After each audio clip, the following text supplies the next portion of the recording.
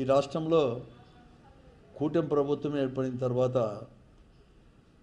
ప్రభుత్వం అనేది కూడా ఎప్పుడూ లేని విధంగా ప్రజాస్వామ్యాన్ని కూడా విఘాతం కలిగించే విధంగా రాజ్యాంగంలో పొందుపరిచిన ప్రాథమిక సూత్రాలు అనేది కూడా పొందుపరిచిన దానికి కూడా ఈరోజు అనేది కూడా ఎక్కడికైనా దాన్ని అణిచివేసేటట్లుగా ప్రవర్తిస్తామని ఉన్నారు.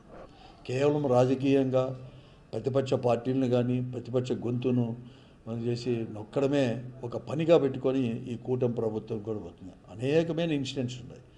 మరి ముఖ్యంగా నిన్న వైఎస్ఆర్ కాంగ్రెస్ పార్టీ అధికార ప్రతినిధి కారుమూరి వెంకటరెడ్డి గారు కూడా మాజీ ఉద్యోగి అయిన సతీష్ కుమారు పరకామణి కేసులో కేవలం అది ఏమాత్రం లేకుండా అనుమానాస్పద స్థితిలో మరణించితే ప్రాథమిక రిపోర్టు రాలేదు, లేకపోతే కనీసం ఇది ఏం చేయలేదు. వెంటనే తెలుగుదేశం పార్టీ నాయకులు హత్య అని చెప్పి సోషల్ మీడియాలో కూడా హల్చల్ చేస్తుంటే ఎలా చెప్తారు మీరు అని చెప్పేసి దానికి విరుద్ధంగా మాట్లాడిన దాన్నే దృష్టిలో పెట్టుకొని అతన్ని నోటీస్ అనేది ఇవ్వకుండా అప్పటికప్పుడు తయారు చేసి, అంటే అర్ధరాత్రి తయారు చేసి రిజిస్టర్ చేసి ఉదయమే 7 గంటలకు పోయి హైదరాబాద్కి పోయి ప్రత్యేకంగా పోయి అరెస్ట్ చేయడం, వెంటనే కూడా ఆగమేఘాల మీద తాడిమి తిరిగి తీసుకొని రావడం, లేకపోతే మళ్ళీ గుంటగలు తీసుకొని పోవడం, అతన్ని కూడా ఒక చోట లేకుండా పలు చోట్ల కూడా తిప్పుకుంటూ పోయేదాన్ని నేను తీవ్రంగా కూడా వైఎస్ఆర్ కాంగ్రెస్ పార్టీ కూడా ఖండిస్తూ ఉంది.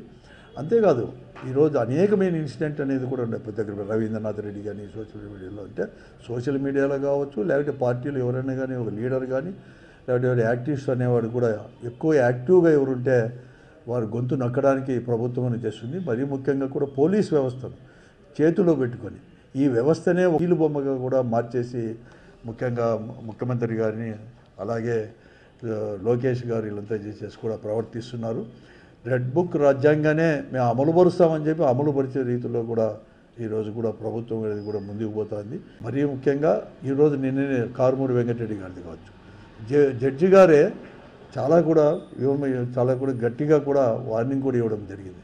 ఎలా ఇటువంటి కేసులు చేస్తారు, ఇలా తర్వాత కనీసము నోటీస్ ఇవ్వకుండా ఎలా అరెస్ట్ చేస్తారు, దీని ప్రకారం 7 సంవత్సరాల కంటే శిక్ష అనేది తక్కువ ఉండే దాని కింద విసిస్తే పోలీస్ స్టేషన్లోనే మీరు అనేది కూడా బెయిల్ ఇవ్వచ్చు, మీకు కంప్లీట్గా ఉంది.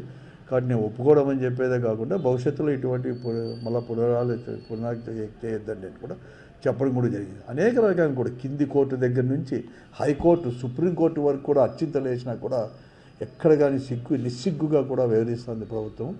ఏదేమైనా అందరూ కూడా వైఎస్ఆర్ కాంగ్రెస్ పార్టీ అందరూ కూడా ఇటువంటి దానికి ఎవరు కానీ భయపడము.